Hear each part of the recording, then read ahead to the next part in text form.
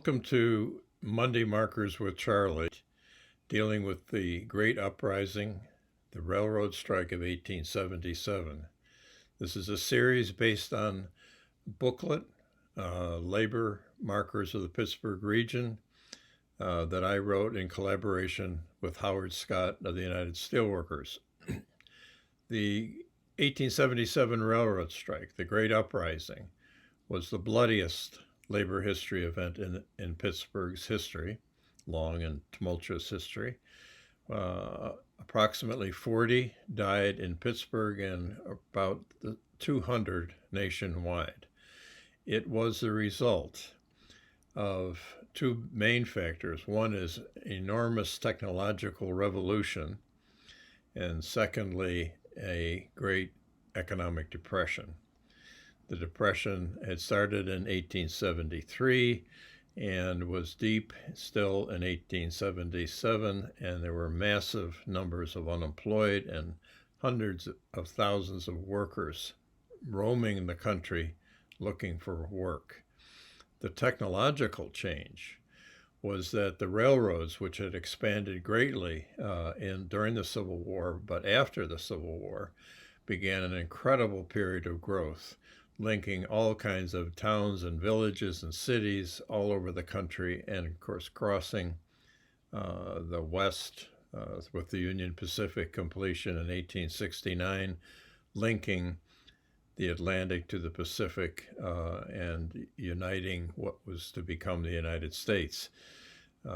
This technological change created a national marketplace, which had a severe disrupting effect on local economies, because now you had to compete not with just the particular area you were in or fill a niche there, but now materials could be shipped all over, and farmers, mechanics, artisans, skilled workers found competition appearing everywhere in ways that were not true before. So this was a difficult time for working people. The most powerful corporation at the time was the Pennsylvania Railroad. Its boss, Tom Scott, attained enormous political power in the second term of President Ulysses Grant. And the Republican Party shifted fundamentally from being what was called the party of conscience, of people like Thaddeus Stevens, Abraham Lincoln, and Ulysses Grant himself, against slavery and the struggle against slavery, to the party of capital and of unabashed power of money by the time of the late 1870s. As corporate power grew, so did political corruption. Lincoln Steffens, who wrote his muckraking classic, The Shame of the Cities, wrote that while corruption in Pennsylvania and Pittsburgh had been previously occasional and criminal, the Pennsylvania Railroad made corruption businesslike and respectable. The power of the Pennsylvania Railroad was personified by the 51st senator, who sat in the legislature of the so-called Commonwealth and was the guardian of the interests and profits of the Pennsylvania Railroad.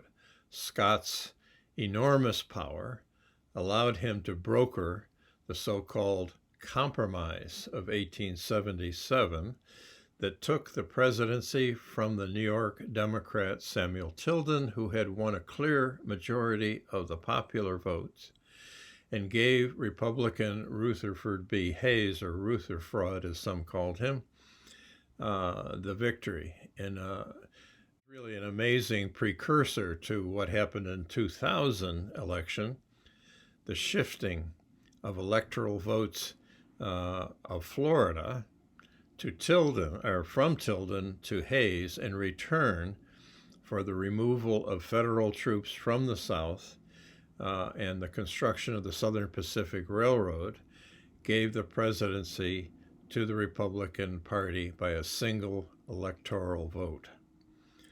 While the 1877 uprising was essentially decentralized, local and intense, it was triggered by the refusal of railroads to stop a brutal round of wage cuts, and that was implemented as the economic situation deteriorated in the country, while at the same time,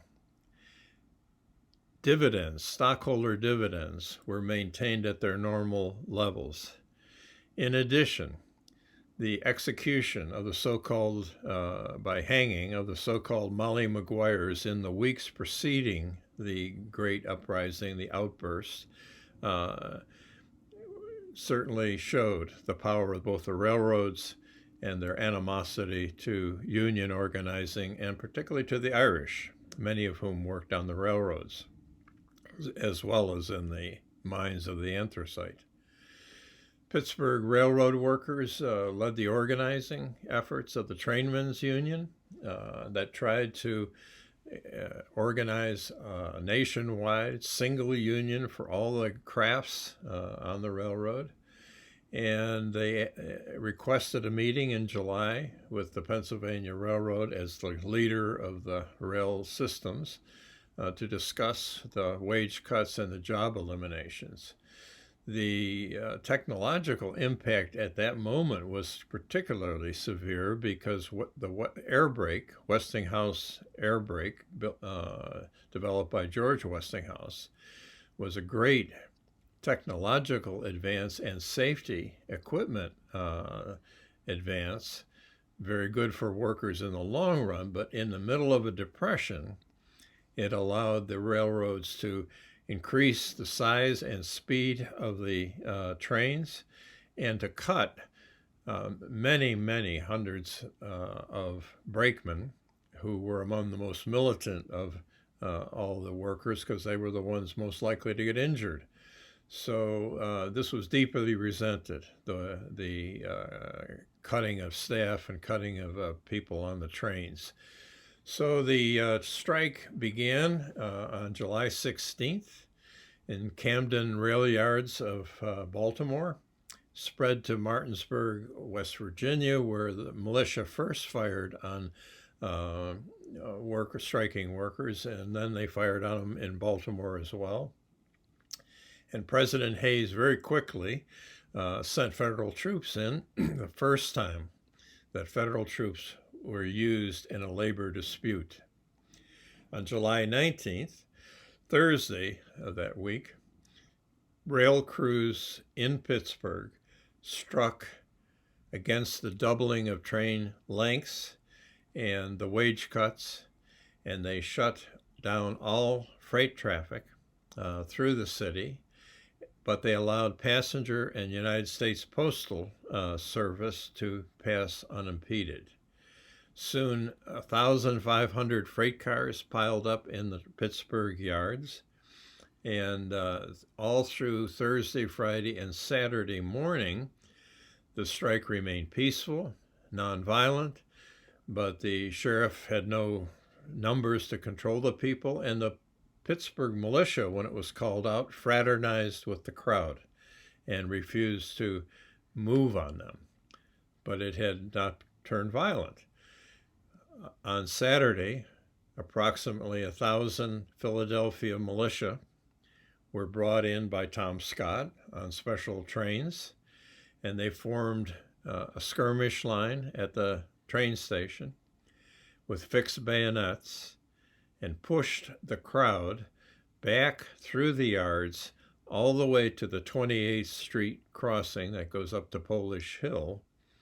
And at that point, the yards narrowed to the main line tracks, and the crowd had difficulty backing up, and the bayonets began to be stuck into people, and that provoked rock throwing.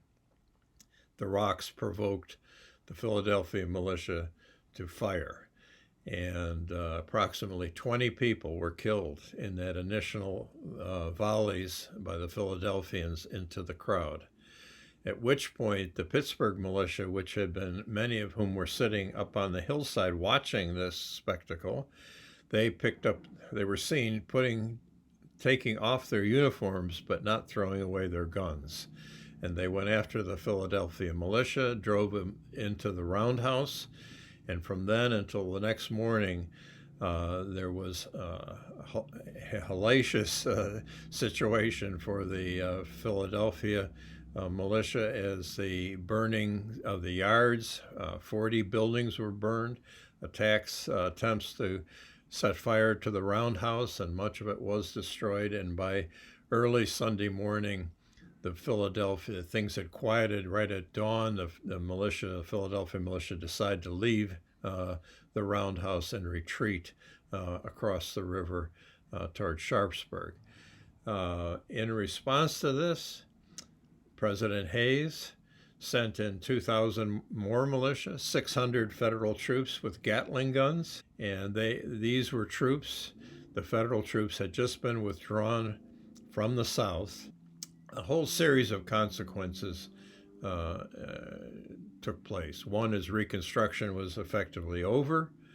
Across the country, armories were built to show to the people the willingness of the government to intervene on the side of money and power of the corporations.